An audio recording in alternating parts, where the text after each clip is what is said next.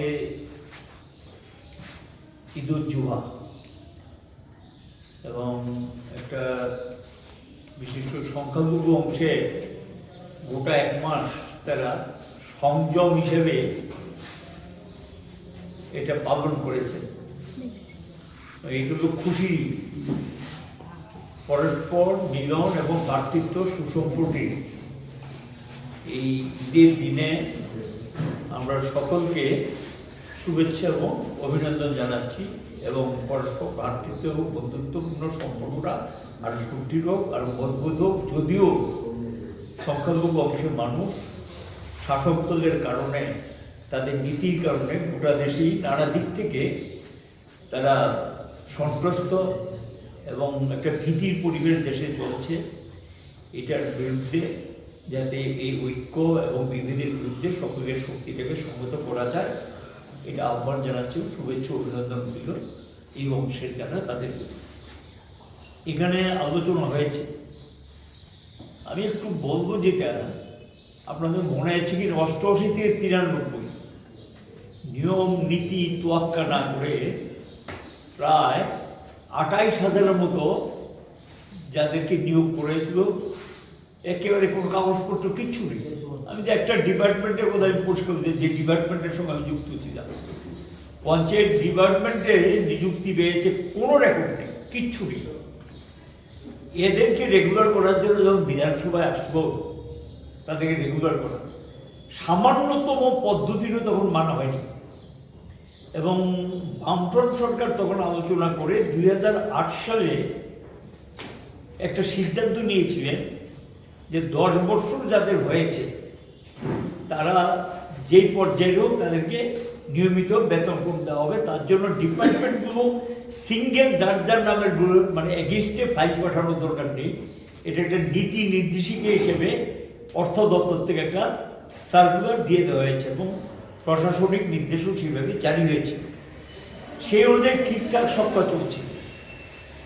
এখন গিয়ে যেটা দাঁড়ালো, বিভিন্ন ডিপার্টমেন্ট তার কাজের প্রয়োজন অনেক সময়, কেউ বলে পার্ট টাইম ওয়ার্কার, কেউ বলে কন্টিজেন্ট, কেউ বলে ডিআরডব্লিউ, আসলে কাজ করে পুরো সময়। তারা একটা লামসাম বেতন পান, তার জন্য কোনো নিয়ম নির্দেশিকা কিছু নেই, এই অনুযায়ী চলছে। এবং সেই অনুযায়ী তাদের একটা আশাস্থল ছিল যারা কাজ করতেন যে যেহেতু বামফ্রন্ট সরকার আছে, সুতরাং আমরা 10 বছর পরে অ্যাটলিস্ট নিয়মিত বেতনটা পাবো এবং পেনশনের বেনিফিটটা কিছুটা হলেও সুযোগ সুবিধা পাবো। সেটা কন্ট্রিবিউটেড প্রভিডেন্ট ফান্ড হতে পারে, সেটা গভর্নমেন্ট প্রভিডেন্ট ফান্ড যেটা সেটা হতে পারে। কিন্তু এখন গিয়ে দেখা গেল 2018 সালের জুলাই মাসের 31 তারিখ বিজেপি গভর্নমেন্ট যারা তাদেরকে নিয়মিত বেতনক্রমে প্রতিশ্রুতি দিয়ে সরকার এসছে, তার বেমালুম সেটা ভুলে গিয়ে একতরফা একটা নির্দেশিকা জারি করলেন। আগের সরকারের সমস্ত নির্দেশগুলো বাতিল এবং এটাকে রিপিল করে দিয়ে তারা বললেন যে না, তাদের দায়িত্ব, তাদেরকে নিয়মিত বেতনক্রম দেওয়ার যে দায়িত্ব সরকার বহন করতে রাজি না। ঠিক আছে, এটার বিরুদ্ধে কোর্টে গিয়েছিলেন, সিঙ্গেল বেঞ্চের রায় ছিল, সাহসী পদক্ষেপ নিয়েছিলেন এবং কাঞ্চনপুরের কয়েকজন তারা কাজ করতেন, তারা সেখানে আমাদের এই সিঙ্গেল বেঞ্চে যায়, এখানে হেরে যায়, বলছে যে না, ক্যাবিনেট ডিসিশন ক্যাবিনেট চেঞ্জ করেছে। আচ্ছা, এবং গভর্নমেন্ট এটা চেঞ্জ করেছে, সেটা হবে না। তারপর গেলেন হাইকোর্টের ডিভিশন বেঞ্চে, হেরেছেন। সাহসী পদক্ষেপ নিয়ে ওই যারা ওয়ার্কার ছিলেন ডিআরডব্লিউ, তারা গিয়েছেন সুপ্রিম কোর্টে। সুপ্রিম কোর্টের ডিভিশন কোর্ট সবটা শোনার পর বলেছে সরকার চেঞ্জ হতে পারে, কিন্তু যারা এই ধরনের কাজের সঙ্গে যুক্ত, নিয়মিত কাজ করেন, সমস্ত কাজ তাদেরকে দিয়ে করার পর হাউ লং, কতদিন চলবে? একটা মানুষকে তো এটা অনেকটা মানে তার শ্রমটাকে আদায় করে না হয়, তার প্রাপ্যটা দেওয়া হয় না। এটার ভিত্তিতে তখন সুপ্রিম কোর্ট হাইকোর্টের রায়টাকে বাতিল করে দিয়ে পরিষ্কার ত্রিপুরা সরকারকে নির্দেশ দিয়েছেন যে এদেরকে রেগুলার করতে হবে 3 মাসের মধ্যে, আর ওই পিরিয়ডে তাদের যেই ডেটে রেগুলার করা কথা, সেই যেহেতু তারা রেগুলার হয়নি, ওই পিরিয়ড থেকে 30% বেতন তাদেরকে দিতে হবে নির্দেশ দিয়েছে। তা আমাদের বক্তব্য হলো যে এই যে নির্দেশটা এখন রাজ্যে 26,000 মতো আছে, এদের কি হবে? এটা তো সবাই অধিকাংশ 10 বর্ষ অতিক্রম করেছে। 10 বছর যদি অতিক্রম করে বেতন পাচ্ছেন 10,000-এর নিচে, কেউ 5,000, কেউ 4,000, কেউ 6,000, কেউ 7,000, 8,000, এক এক জায়গায় এক এক রকম। তো তাদের কিন্তু নিয়মিত বেতন সবারই দেওয়া উচিত। সরকার খুব দ্রুততার সঙ্গে সিদ্ধান্ত নিয়ে এর থেকে শিক্ষা নিয়ে যাতে তাদেরকে সকলে নিয়মিত করা হয়, এই দাবিটা বলেছেন এবং কিছুক্ষণ আগে ব্যক্ত করেছেন। এবং এই পরিস্থিতির মধ্যে সুপ্রিম কোর্টের রায়ের পর তো আর কিছু থাকে না, এটা সকলের ক্ষেত্রে এটা প্রযোজ্য হওয়া উচিত। ফেব্রুয়ারিতে 2026 এই সিদ্ধান্ত ফেব্রুয়ারি মাসে জানিয়েছে। এবং এই অবস্থার মধ্যে ডিএ নিয়ে বলেছেন, ডিআর নিয়ে বলেছেন। 7th পে কমিশনের গল্প দিয়েছেন। 7th পে কমিশন আমরা যতটুকু জানি দিল্লি স্টেট গভর্নমেন্ট, আরও 1-8টা রাজ্য আছে কিনা আমার যথেষ্ট সন্দেহ আছে, বাকি কোনো স্টেটই 7th পে কমিশন করেনি। তবে ডিএ যেটা রিলিজ হয়, সেন্ট্রালের যে ডিএ সঙ্গে স্টেট, অনেক স্টেট এই ডিএটা দিয়ে দিচ্ছে। আর 7th পে কমিশনের ডিএ কিন্তু এক না। 7th পে কমিশনের টোটাল ডিএটা রিলিজ করার পর তার পে স্ট্রাকচারটাই চেঞ্জ হবে, টোটাল পে স্ট্রাকচার চেঞ্জ হবে। এবং সেন্ট্রাল গভর্নমেন্টের আদলে, কেন্দ্রীয় সরকারের আদলে অনেকগুলো সুযোগ সুবিধা যেগুলো, সেই সুযোগ সুবিধাগুলো স্টেটে যারা কর্মরত তাই সেই সুযোগটা পাবে। এবং এই জায়গাটাতে দেখা গেল 2018, 2023 দুইবার বিধানসভা নির্বাচনে বিজেপি দল ঘোষণা করেও 7th পে কমিশনের ধারে কাছেও নেই, উল্টো এখনো 17% ডিএ পায়নি। আর ডিআর যেটা 2টা স্তর আছে। যখন বামফ্রন্ট সরকারের সময় একটা নিয়ম ছিল, যখন ডিএ রিলিজ করা হতো একটা লামসাম টাকা এই ধরনের ওয়ার্কার যারা আছে তাদেরকে, স্কিম ওয়ার্কার সহ তাদেরকে দেওয়া হতো। এই টাকাটা এখন দেওয়া হয় না। কেন পাবে না? কি অপরাধ তাতে? কি কারণে দেবে না তা পর্যন্ত দিচ্ছে না। একই কাজ করে বরঞ্চ তাদেরকে দিয়ে বেশি কাজ করানো হয়। তারা ভয়ে ভয়ে থাকে কখন তাকে কাজ থেকে সরিয়ে দেয়, এবং তারা অনিয়মিত কর্মচারী, এবং এদেরকে দিয়ে রাত 8টা পর্যন্ত, 9টা পর্যন্ত কাউকে দিয়ে কাজ করানো হয়, কোনো কন্ট্রাল বাংলায় কি সব প্রকার কাজ দেবে। এইভাবে তাদেরকে ক্ষতিগ্রস্ত, এটা তো চলতে পারে না। আমরা বলবো 7th পে কমিশনে যেটা হচ্ছে উল্টো, এখন 7th পে কমিশন শেষ হয়ে সেন্ট্রাল গভর্নমেন্ট 8th পে কমিশনের কমিটি তৈরি করে দিয়েছে, কাজ অলরেডি স্টার্ট হয়ে গেছে। 7th পে কমিশনের বাইনারি 8th কমিশন তো দূরের কথা। এই পরিস্থিতির মধ্যে অবিলম্বে ডিএ এবং ডিআর একটা হলো গিয়ে যারা রিটায়ার্ড তারা যেমন পাবে, আরেকটা ডিআর যেটা বামফ্রন্ট সরকারের সময় ক্যাবিনেটে একটা সিদ্ধান্ত হয়েছিল 6 মাস অন্তর অন্তর বেসরকারি ক্ষেত্রে যে স্তরেরই হোক, ইরেগুলার ওয়ার্কার যারা আছে, অনিয়মিত যারা আছে, সেই ওয়ার্কাররা যে স্তরেরই হোক, শ্রমজীবী যে স্তরেরই হোক, তাদের ক্ষেত্রে 6 মাস অন্তর অন্তর automatically consumer price index, CPI যেটাকে বলা হয় সংক্ষেপে, মূল্যসূচক, সেই মূল্যসূচক অনুযায়ী তাদের 6 মাস পর পর শ্রম দপ্তর ডিআর হিসাবে একটা টাকা পাঠায়। কিন্তু এখন এটা একেবারে টোটালি স্টপ। রাজ্য সরকার এই পদ্ধতিটা মানছেন না। বেসরকারি ক্ষেত্রে যারা একেবারে সমস্ত একটা বিরাট অংশ শ্রমজীবী কাজ করেন, একেবারে দোকান কর্মচারী থেকে বিভিন্ন ধরনের সরকারি, আধা সরকারি যে প্রতিষ্ঠানে আছে, বেসরকারি প্রতিষ্ঠানে আছে, একটা সংখ্যাটা কত? এই রাজ্যে শ্রম দপ্তরের তথ্য যে 9 লক্ষর উপর। তো এই যে 9 লক্ষ আছে, এই 9 লক্ষ কি অপরাধ করলো?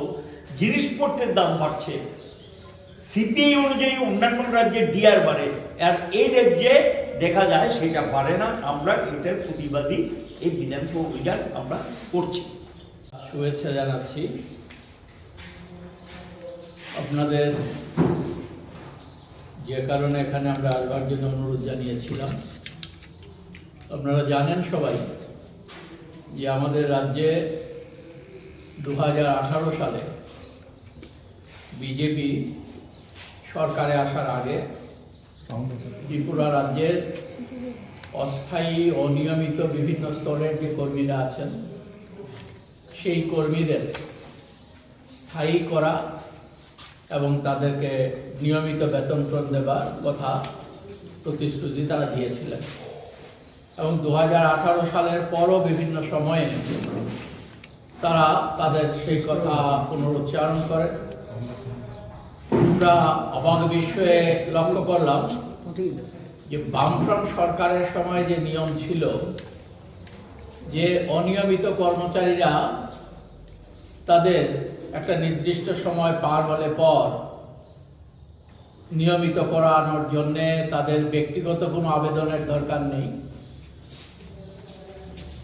বামফ্রন্ট সরকার তারা নিয়ম করে দিয়েছিলেন যে 10 বছর হলে পর অনিয়মিত যে কোনো স্তরেরই অনিয়মিত যারা আছেন তারা 10 বছর হলে পর যেদিনই 10 বছর পূর্ণ হবে স্বাভাবিকভাবেই তারা নিয়মিত হয়ে যাবেন। এই জায়গায় আমরা দেখলাম যে যারা বলেছিল তার চাইতে অনেক বেশি বড় কথা বলেছিল যে যারাই অনিয়মিত আছে তাদের সকলকেই যখন খুশি তখন করে দেবে। সেই জায়গায় দেখলাম যে 2018 সালে সরকারে আসার পর 2018 সালেই তারা একটা সরকারি সিদ্ধান্ত নেন। সেই সিদ্ধান্তে তারা বলে দেন যে না, এই অনিয়মিত কর্মচারীদের একেবারে স্বাভাবিক নিয়মেই 10 বছর পর হয়ে যাবে, এটা থাকবে না, এই ব্যবস্থাটা থাকবে না। তাহলে প্রথমে সরকারে এসেই প্রথম বছরেই অনিয়মিত কর্মচারীদের সাথে এই প্রতারণা তারা করেন। সে জায়গায় ত্রিপুরা রাজ্য সরকারে বেশ কিছু বছর ধরে কাজ করছিলেন কিছু কর্মচারী, তাদের মধ্যে বেশ কয়েকজন কর্মচারী তারা হাইকোর্টে এবং সুপ্রিম কোর্টে, হাইকোর্টের মামলা হয় কিছু কিছু, সেখানে তার পরবর্তী সময়ে সুপ্রিম কোর্টও মামলা যায়। সেই মামলাতে সুপ্রিম কোর্ট সুস্পষ্টভাবে বলে দেয় যে আমাদের এই অনিয়মিত কর্মচারী যারা আছে তাদেরকে নিয়মিত করতে হবে এবং নিয়মিত বেতন গ্রহণ দিতে হবে, এই ঘোষণা হয়ে যায়। কিন্তু ঘোষণা হওয়ার পরও এখন পর্যন্ত আমরা লক্ষ্য করছি সুপ্রিম কোর্ট, আমাদের দেশে যেটা নিয়ম যে সুপ্রিম কোর্ট যে রায় দেয় সেই রায় কার্যকর ভারতবর্ষের প্রতিটি স্তরের, সেখানে সেন্ট্রাল গভর্নমেন্টই হোক বা রাজ্য সরকারই হোক, প্রতিটি স্তরেই এটা কার্যকর করা যে নিয়ম আমাদের দেশে চালু আছে। এই জায়গায় আমাদের বর্তমান রাজ্য সরকার সেটা বহু তোয়াক্কা করছে না, সুপ্রিম কোর্টের রায়কে তোয়াক্কা করছে না, যার জন্যে আজকে অনিয়মিত কর্মচারীরা একটা, আমাদের রাজ্যে হাজার হাজার অনিয়মিত কর্মচারী সেখানে আছেন, সেই কর্মচারীরা একটা অনিশ্চয়তার মধ্যে তাদের জীবনযাপন করতে হচ্ছে। এই জায়গায় আমরা যারা ট্রেড ইউনিয়নে কাজ করি আমরা তাদের এই যে সমস্যা থেকে চোখ ঘুরিয়ে রাখতে পারি না। আমরা তার জন্যে আগামী 23শে মার্চ রাজ্য বিধানসভা অভিযান করতে যাব। আমরা 23শে মার্চ রাজ্য বিধানসভা অভিযান করব। আমরা দাবি রেখেছি যে সমস্ত অনিয়মিত কর্মচারীদের নিয়মিত করতে হবে এবং তাদের পূর্ণাঙ্গ বেতনক্রম দিতে হবে, এই দাবি আমরা রেখেছি। আমাদের দাবিতে মুখ্যমন্ত্রীর কাছে আমরা যাব 23শে মার্চ ডেপুটেশন দিতে বিধানসভায়। এবং আমরা পাশাপাশি এটাও লক্ষ্য করছি যে আমাদের রাজ্যে শিক্ষক কর্মচারী বিভিন্ন স্তরে যারা আছেন এবং যারা পেনশন হোল্ডার আছেন তাদের প্রায় 17% দিয়ে বকেয়া আছে। 22% ছিল, সম্প্রতি 5% দিয়েছে। এবং এটাও আমরা মনে করি যে সামনে এডিসির নির্বাচন, তার জন্য এই নির্বাচনকে সামনে রেখেই এই ডিএটা দেওয়া হয়েছে। যদি নির্বাচন না থাকতো তাহলে পরে এই ডিএটা পেতেন না কর্মচারীরা। তার ফলে কি হচ্ছে, এই ডিএ 17% না দেবার ফলে আমাদের রাজ্যের এক একজন শিক্ষক কর্মচারী সর্বনিম্ন 6-7 হাজার টাকা করে প্রতি মাসে, 6-7 হাজার টাকা করে, সর্বোচ্চ সেখানে 20-25 হাজার টাকা পর্যন্ত কম পাচ্ছে প্রতি মাসে। এক একজন শিক্ষক কর্মচারী, তার বিভিন্ন স্তরের কর্মচারী যারা আছেন তারা সেখানে কম পাচ্ছেন। এবং ডিআর, আমাদের যারা পেনশন হোল্ডার আছেন, ডিআরনেস রিলিফ বলে এটাকে, পেনশন হোল্ডাররা সেই ডিআরনেস রিলিফ তারা পাচ্ছেন না। এই ধরনের একটা অমানবিক কাজকর্ম আমাদের বিজেপি সরকার আমাদের রাজ্যের কর্মচারীদের প্রতি করছে। এবং যারা প্রতিশ্রুতি দিয়েছিল 7ম বেতন কমিশন যেদিন আসবে সরকার তার পরের দিনই আমাদের দেশের সর্বোচ্চ স্তরের নেতারা এখানে এসে বিশাল বড় বড় কথা বলে গিয়েছিলেন যে যেদিন সরকার আসবে তার পরের দিনই আপনারা হাতে হাতে সপ্তম বেতন কমিশন নিয়ে যাবেন। দেখা গেল সপ্তম বেতন কমিশন তো ত্রিপুরায় কার্যকর হয়নি, বরং আজকে তাদের যা ডিএ বা অন্যান্য যে সুযোগ সুবিধাগুলো পেনশন হোল্ডারদের ডিআর সেটাও তারা পাচ্ছেন না। তার পাশাপাশি আমরা এটাও দেখছি, আমরা দীর্ঘদিন ধরে দাবিতে লড়াই করছি যে শ্রম কোড যেগুলো করা হয়েছে ভারতবর্ষে, এটা হচ্ছে পুরনো যে শ্রম আইনগুলো ছিল, এই শ্রম আইনগুলো ছিল শ্রমিকদের স্বার্থ রক্ষা করার জন্য। আর এই শ্রমিকদের স্বার্থ রক্ষা করার জন্য যে আইন, এই আইনগুলোকে পাল্টে এটাকে কোডে রূপান্তরিত করা হয়েছে মালিকদের স্বার্থ রক্ষা করার জন্য। ভারতবর্ষের বর্তমান বিজেপি সরকার শ্রমিকদের সর্বনাশ করে মালিকদের স্বার্থ কিভাবে রক্ষা করা যায় তার জন্য কোডগুলো কার্যকর করার জন্য তারা নভেম্বর মাসে নোটিফিকেশন জারি করেছে। এই আইন সেখানে রূপায়িত হওয়ার পর, আইনে রূপান্তরিত হওয়ার পর কোডগুলো, এবং এটা কার্যকর করার জন্য নভেম্বরের সম্ভবত 21 তারিখ থেকেই এটা কার্যকর করার জন্য তারা সিদ্ধান্ত ঘোষণা করেছে। এবং আমরা যেটা লক্ষ্য করছি যে এই শ্রম কোড ইচ্ছা করলে পর রাজ্য সরকার, কারণ এই শ্রম আইন সংক্রান্ত বিষয়গুলো হচ্ছে আমাদের দেশের যে সংবিধানের 3টি তালিকা আছে, একটা কেন্দ্রীয় তালিকা, একটা রাজ্য তালিকা, আর একটা হচ্ছে যুগ্ম তালিকা। কোন সরকার কি কি ক্ষমতা ভোগ করবে না করবে এই বিষয়গুলো এই তালিকার মধ্যে আছে। তাহলে শ্রম আইন সংক্রান্ত বিষয়গুলো আমাদের দেশের মধ্যে কনকারেন্ট লিস্ট বা যুগ্ম তালিকার মধ্যে আছে। তাহলে সেখানে রাজ্য সরকারও একটা ভূমিকা তারা পালন করতে পারে।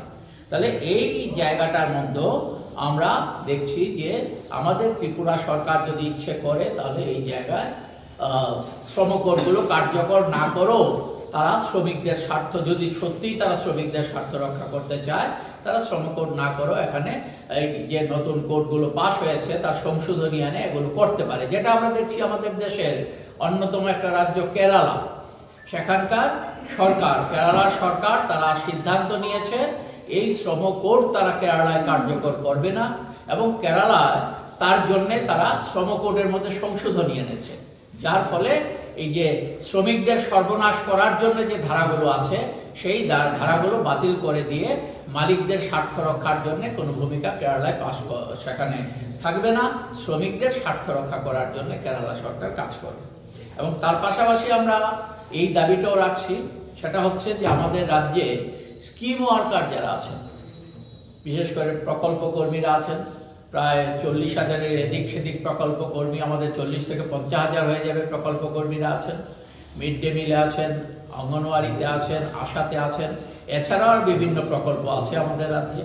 সেই জায়গাটার মধ্যে স্কিম ওয়ার্কার যারা, তারা সহ বিভিন্ন ক্ষেত্রে শ্রমিকরা ছাঁটাই হয়েছেন 2018 সালে বামফ্রন্ট সরকার চলে যাবার পর, যখন বিজেপি সরকার আসে। এই যে ছাঁটাইকৃত শ্রমিকরা আছেন তাদের জীবন যন্ত্রণায় সেখানে অনেকেই মৃত্যুর দিকে ঢলে পড়ছেন। এরকম একটা জায়গায় দাঁড়িয়ে এই যে যাদেরকে বিনা কারণে, বিনা দোষে, সম্পূর্ণ অনৈতিকভাবে, অন্যায্যভাবে যাদের ছাঁটাই করা হয়েছে তাদের পুনরায় নিয়োগের দাবি আমরা করছি। তাহলে এই 4টি দাবি নিয়ে আগামী 23শে নভেম্বর বেলা 11:15 থেকে 11:30টার মধ্যে আমরা ওরিয়েন্ট চৌমুনি থেকে আমাদের বিধানসভা অভিযান শুরু করব। আমরা এই যে 23শে মার্চ, ঠিক আছে, 23শে মার্চ আমরা বিধানসভা অভিযান শুরু করতে যাচ্ছি মুখ্যমন্ত্রীর উদ্দেশ্যে আমাদের এই 4 দফা দাবি নিয়ে কথা বলবার জন্য। আমরা এ বিষয়ে আপনাদের সাহায্য সহযোগিতা চাই। আপনাদের মাধ্যমে আমরা রাজ্যের জনগণের কাছে আমাদের কথাগুলো তুলে ধরবার